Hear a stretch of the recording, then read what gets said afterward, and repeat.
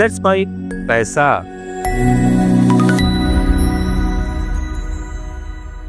नमस्कार दोस्तों, let's mic पैसा में मैं मनीष आपका स्वागत करता हूं आज के हमारे इस वीडियो में।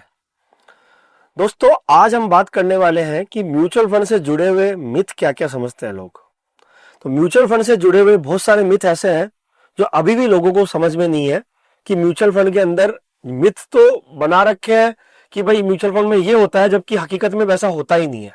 आज हम इस वीडियो में उन्हीं मिथ के बारे में चर्चा करने वाले हैं जो कि एक कॉमन मिथ है, जिनको कि सब लोग म्यूचुअल फंड के बारे में कई भ्रांतियां रखते हैं। तो आज हम इस वीडियो में उन्हीं मिथ पे बात करेंगे और उनकी सच्चाई जानेंगे कि वाकई में ऐसा नहीं है, वाकई में हकीकत कुछ अलग है। तो चलिए दोस्तों, शुरू करते हैं आज का हमारा ये वीडियो, म्यूचुअल फंड से जुड़े हुए मिथ और साथ में उनकी सच्चाई। सबसे पहले लोगों में ये मिथ है कि म्यूचुअल फंड बहुत जोखिम भरे होते हैं। म्यूचुअल फंड के अंदर बहुत जोखिम भरा हुआ होता है, जिसके अंदर रिटर्न आपका पैसा लगाया हुआ आपका कम भी हो सकता है। तो दोस्तों, हम इस मिथक को समझते हैं। पहले म्यूचुअल फंड में जोखिम होता है, लेकिन शॉर्ट टर्म में होता है। अब जैसा कि म्यूचुअल फंड में अलग अलग प्रकार के म्यूचुअल फंड होते हैं, कुछ इक्विटी म्यूचुअल फंड होते हैं, कुछ डेट म्यूचुअल फंड होते हैं और कुछ हाइब्रिड म्यूचुअल फंड होते हैं।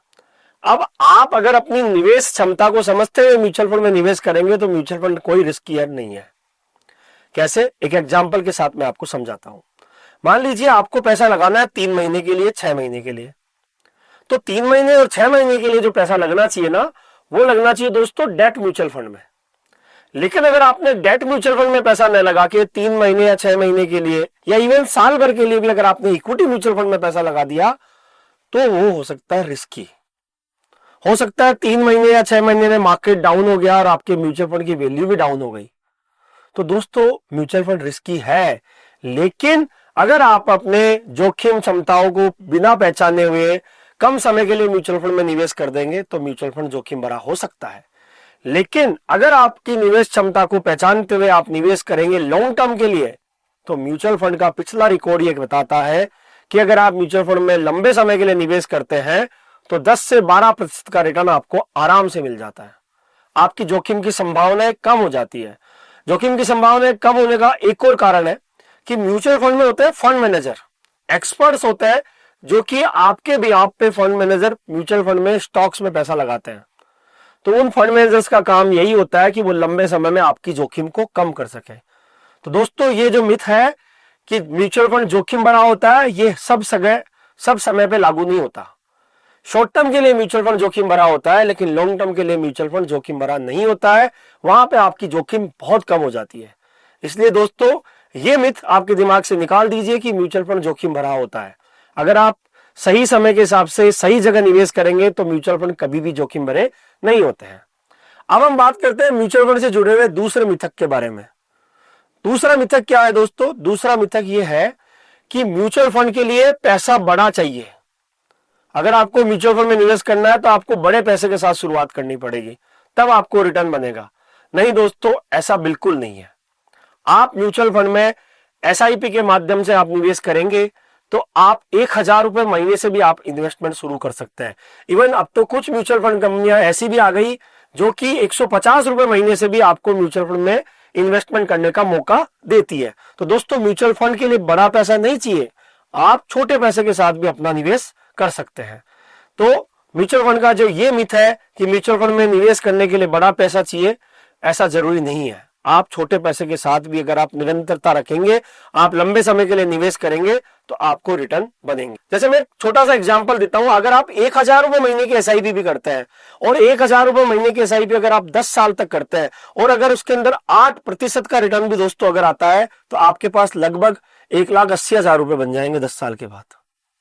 तो म्यूचुअल फंड में जरूरी नहीं कि आप बड़ा पैसा जाके डाल के ही रिटर्न बना सकते हो, आप छोटे पैसे से भी शुरुआत कर सकते हो और छोटा छोटा पैसा भी आपको रिटर्न बना के दे देगा। इसलिए ये वाला मिथ भी कहीं ना कहीं आपको क्लियर होना चाहिए कि म्यूचुअल फंड में ज्यादा बड़े पैसे की रिक्वायरमेंट नहीं होती है। तीसरा जो मिथ है दोस्तों म्यूचुअल फंड के साथ, वो मिथ बहुत ही कॉमन है और वो कई बार हमने कई जगह सुना भी है। कई बार लोग ये बोलते हैं कि मुझे एसआईपी करनी है, म्यूचुअल फंड नहीं करना। दोस्तों, ऐसा नहीं है। एसआईपी और म्यूचुअल फंड एक ही चीज है। बस एसआईपी जो है वो म्यूचुअल फंड में निवेश करने का एक तरीका है और अधिकांशतः लोग क्या समझते हैं कि म्यूचुअल फंड अलग होता है और एसआईपी अलग होती है। तो दोस्तों ये बहुत बड़ा मिथ है, जबकि हकीकत ये है कि एसआईपी जो होती है, सिस्टमेटिक इन्वेस्टमेंट प्लान जो होता है, वो म्यूचुअल फंड में निवेश करने का एक तरीका है। जैसे दोस्तों मैं आपको एक एग्जांपल के साथ समझाता हूं कि मान लीजिए आपको जयपुर से किसी दूसरे शहर जाना है, तो आपको दूसरे शहर जाने के दो विकल्प मौजूद है, एक आप बस से जा सकते हो, एक आप ट्रेन से जा सकते हो। तो दोस्तों उस शहर में पहुंचने के दो विकल्प हो गए, दो रास्ते हो गए, एक बस का और एक ट्रेन का। उसी तरीके से म्यूचुअल फंड में निवेश करने के दो बड़े माध्यम है। पहला माध्यम है आप एसआईपी के माध्यम से निवेश कर सकते हो, और दूसरा माध्यम यह है कि आप एक साथ एक मुश्त पैसा लगा सकते हो। तो एसआईपी सिर्फ एक माध्यम है म्यूचुअल फंड में निवेश करने का, न कि म्यूचुअल फंड कोई अलग चीज है और एसआईपी कोई अलग चीज है। तो ये मिथ भी कहीं ना कहीं बहुत लोग समझते हैं कि म्यूचुअल फंड अलग होता है और एसआईपी अलग होता है। तो आशा करूंगा कि मेरे आज के इस वीडियो को देखने के बाद आपके ये मिथ क्लियर हो पाएंगे। अगला जो मिथ है दोस्तों, वो है वो भी कहीं ना कहीं कॉमन मिथ है, और वो है कि कम जिस फंड की एनएवी होती है वो फंड बहुत जल्दी रिटर्न बनाता है। ये मिथ भी कहीं ना कहीं दोस्तों कई सारे लोगों को समझ में आता है। कई सारे लोग इस भ्रांति में रहते हैं, इस मिथ में रहते हैं कि जिस फंड की एनएवी कम है उस फंड का रिटर्न ज्यादा आता है, और जिस फंड की एनएवी ज्यादा है उस फंड का रिटर्न कम आता है। दोस्तों इस भ्रांति को भी दूर करने का मैं आपको इस एग्जाम्पल के माध्यम से प्रयास करता हूं। दोस्तों पहले तो मैं आपको एनएवी समझाता हूं कि क्या होती है। जब भी आप किसी म्यूचुअल फंड कंपनी में किसी स्कीम में निवेश करते हो, तो उस स्कीम में आपको कितना पैसा मिला, कितना पैसा आपको मिलेगा, कितना पैसा आपको रिटर्न के रूप में मिलेगा, उसकी कैलकुलेशन के लिए हर म्यूचुअल फंड स्कीम की एक एनएवी होती है। तो जब भी कोई म्यूचुअल फंड स्कीम नई लॉन्च होती है, उसकी एनएवी की शुरुआत होती है 10 रुपए से, और वो फंड जितना ज्यादा पुराना होता जाता है उसकी एनएवी उतनी ज्यादा बढ़ती हुई चली जाती है। तो मान लीजिए एक फंड है XYZ फंड, जो कि लॉन्च हुआ 2025 के जनवरी महीने में, और एक फंड सेम कैटेगरी का वो लॉन्च हुआ 10 साल पहले जनवरी 2005 में। दोस्तों 2005 में जब वो फंड लॉन्च हुआ था तब उसकी एनएवी 10 रुपए थी, और आज 10 साल के बाद उसकी एनएवी मान लीजिए 50 रुपए है। और जनवरी 2025 में कोई फंड लॉन्च हुआ, उसकी एनएवी 10 रुपए है। 10 रुपए से वो लॉन्च स्टार्ट हुई थी, आज उसकी एनएवी है 10 रुपए 50 पैसे 6 महीने बाद। तो दोस्तों एक फंड है 50 रुपए एनएवी का और एक फंड है 10 रुपए 50 पैसे एनएवी का, लेकिन उन दोनों का पोर्टफोलियो भी सेम जैसा है, दोनों का इन्वेस्टमेंट ऑब्जेक्टिव भी एक है, दोनों ही मान लीजिए लार्ज कैप कैटेगरी का है, दोनों का उद्देश्य है कि वो लार्ज कैप स्टॉक्स में पैसा लगाएंगे, और दोनों का इन्वेस्टमेंट स्टाइल भी लगभग सेम ही है। तो दोस्तों म्यूचुअल फंड की एनएवी से कभी भी रिटर्न नहीं आते हैं। रिटर्न जो आते हैं वो फंड मैनेजर के काबिलियत और उसके पोर्टफोलियो के हिसाब से रिटर्न बनते हैं। तो मान लीजिए हम एक एग्जांपल के साथ समझते हैं कि उस साल उस पर्टिकुलर कैटेगरी के फंड्स ने 15% के रिटर्न बनाए। तो मान लीजिए कि 2025 अभी से लेके अगले साल तक वो फंड कैटेगरी में 15% के रिटर्न आए। तो दोस्तों जिस फंड की एनएवी 50 रुपए है वो भी 15% बढ़ेगी, और उसकी एनएवी 15% बढ़ने के बाद 50 रुपए का 15% हो गया 7.5 रुपए, तो एनएवी हो गई 57 रुपए 50 पैसे आज के एक साल के बाद। एक हाइपोथेटिकली एग्जांपल लिया है हमने। और अगर किसी फंड की एनएवी आज 10.5 रुपए है और अगर उसका 15% रिटर्न आता है, तो मोटा मोटा उसमें भी 1.5 रुपए से लेके 1 रुपए 65 पैसे की एनएवी की बढ़ोतरी होगी। तो उस फंड की एनएवी पहुंच जाएगी 10 रुपए 50 पैसे की जगह 12 रुपए 15 पैसे के आसपास, लेकिन रिटर्न दोनों में 15% ही आया।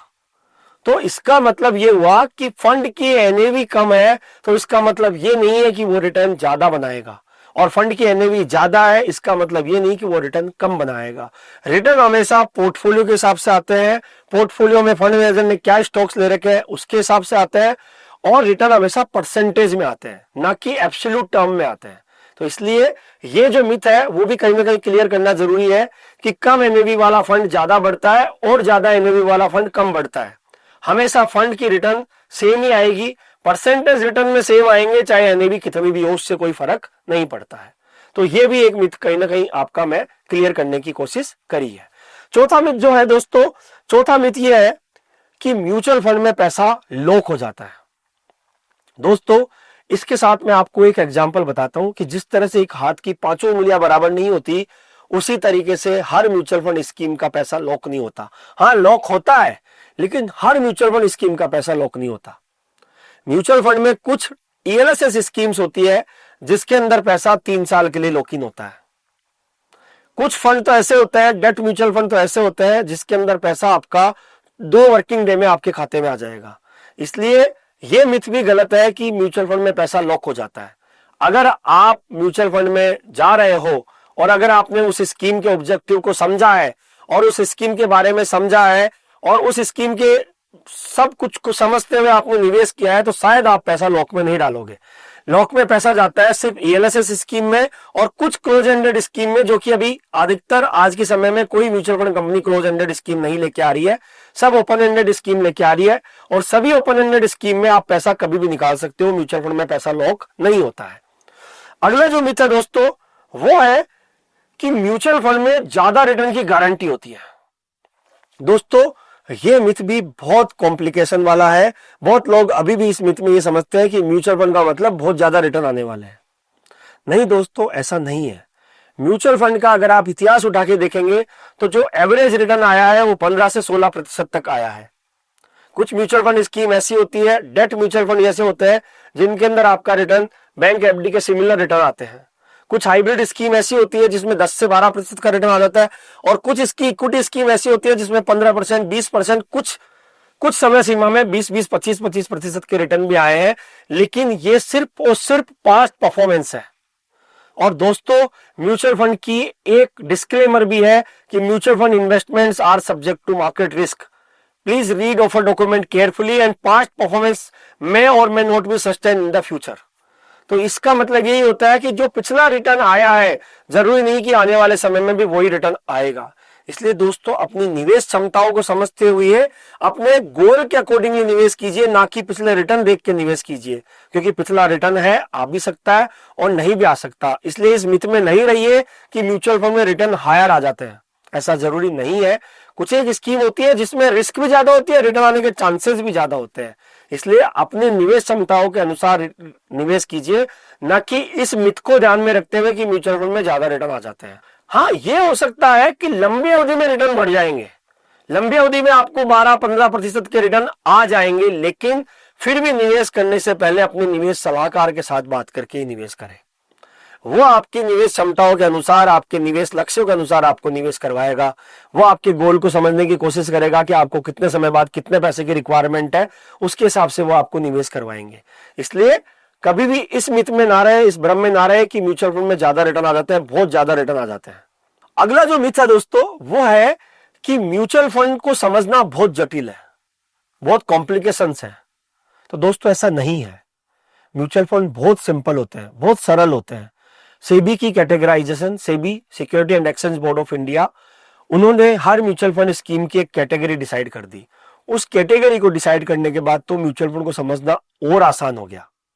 जी हाँ दोस्तों, अब सेबी ने म्यूचुअल फंड की कैटेगराइजेशन कर दिया, लार्ज कैप म्यूचुअल फंड अलग बना दिया, लार्ज एंड मिड कैप अलग बना दिया, बहुत सारे म्यूचुअल फंड बना दिए। हाँ, बहुत सारे म्यूचुअल फंड होते हैं। आज हिंदुस्तान में 42 म्यूचुअल फंड कंपनियां के लगभग है और जो लगभग 72 लाख करोड़ रुपए मैनेज कर रही है, 72 लाख करोड़। और उन म्यूचुअल फंड स्कीम की लगभग 3000 स्कीम्स है जो कि मार्केट में अवेलेबल है। लेकिन दोस्तों, म्यूचुअल फंड फिर भी समझना आसान है। आप जिस स्कीम में निवेश कर रहे हो उसकी ट्रांसपेरेंसी पूरी होती है। उस म्यूचुअल फंड स्कीम की, उस म्यूचुअल फंड कंपनी की वेबसाइट पे जाके आप जिस स्कीम में निवेश कर रहे हो उसके बारे में पूरा पढ़ सकते हो। और जटिल नहीं होते हैं, बहुत सिंपल होते हैं। बहुत सिंपल तरीके से समझाया जाता है कि पैसा कहाँ कहाँ निवेश हो रहा है, क्या इसकी एनएवी है, क्या यूनिट्स आपको मिल रही है, आपके पास स्टेटमेंट आता है। तो ये जटिलता कहीं ना कहीं आपकी बहुत कम हो जाती है। इसलिए म्यूचुअल फंड जटिल नहीं होते हैं, इनको समझना बहुत आसान है। तो दोस्तों, हमने आपको ये आज बताया म्यूचुअल फंड से जुड़े हुए मिथ। ये वीडियो देखने के बाद आपको इन मिथ के बारे में सच्चाई पता लगी होगी कि ये वाकई में सिर्फ मिथ ही है, हकीकत नहीं है, हकीकत कुछ अलग है। तो दोस्तों, आशा करूंगा कि आपको ये वीडियो पसंद आया होगा। अपने दोस्तों के साथ शेयर कीजिएगा, इस वीडियो को लाइक करना मत भूलिएगा। और आपका कोई सवाल हो, आपको किसी म्यूचुअल फंड स्कीम के बारे में और जानकारी लेनी हो, तो आप कमेंट करके हमें पूछ सकते हैं और अपने दोस्तों के साथ इस वीडियो को शेयर कीजिए। हमारे चैनल लेट्स माइक को सब्सक्राइब कीजिए। धन्यवाद।